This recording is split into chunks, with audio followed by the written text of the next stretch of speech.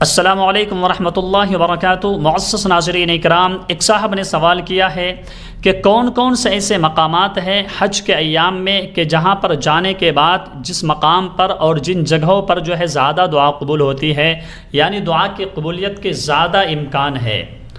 تو علماء کرام نے ان مقامات اور ان جگہوں کی تخصیص کی ہے، ان جگہوں کو جو ہے خاص کیا ہے، اور جو ہے وہ 16 جگہ ہے۔ نمبر وار طریقے پر میں آپ کے سامنے بیان کر دیتا ہوں تاکہ آپ اگر حج کرنے کے لیے یا عمرہ کرنے کے لیے جا رہے ہیں تو آپ کو جاننے میں اور سمجھنے میں سہولت ہو۔ سب سے پہلی جگہ ہے مطاف یعنی طواف کرنے کی جگہ۔ دوسری جگہ ہے ملتزم یعنی بیت اللہ کے دروازے اور حجر اسود کے درمیان میں جو بیت اللہ کی دیوار ہے یعنی ملتزم جس کو بولتے ہیں، وہاں پر اگر دعا کی جائے تو دعا زیادہ قبولیت کے چانس ہے۔ نمبر 3 میزاب رحمت یعنی بیت اللہ کے پرنالے کے نیچے۔ نمبر 4 بیت اللہ شریف کے اندر۔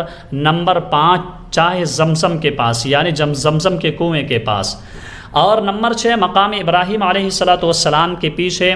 اور نمبر 7 صفا پہاڑی جو ہے اس پر، اور اسی طرح نمبر 8 جو ہے مروہ پر، اور نمبر 10 عرفات میں، نمبر 11 مزدلفہ میں بالخصوص مشعر حرام میں، نمبر 12 مینا میں، نمبر 13 جمرات کے پاس، نمبر 14 بیت اللہ پر نظر پڑتے وقت، یعنی بیت اللہ پر سب سے پہلی نظر اگر فلائٹ پر ہم بیٹھ کر جا رہے ہیں، سوار ہو کر ہوائی جہاز پر اگر ہم جا رہے ہیں تو سب سے پہلی نظر اگر کعبۃ اللہ پر پڑی اور اسی وقت اگر ہم نے دعا کی تو وہ دعا جو ہے زیادہ قبول ہونے کے اس کے چانس ہے، زیادہ قبول ہونے کے امکان ہے۔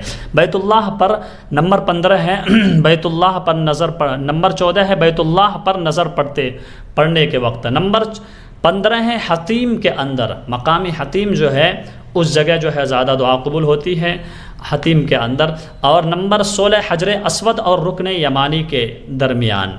تو یہ 16 مقامات ہے جس کی تخصیص اور جس کی تعیین جو ہے علماء کرام نے کی ہے۔ اگر آپ عمرہ کرنے کے لیے جا رہے ہیں یا حج کرنے کے لیے جا رہے ہیں تو ان مقامات پر جا کر ضرور اپنے لیے اور اپنے اعزاء اقارب کے لیے اور جو ہے اپنے وطن کے لیے جو ہے دعا کیجیے۔ اللہ ہم سب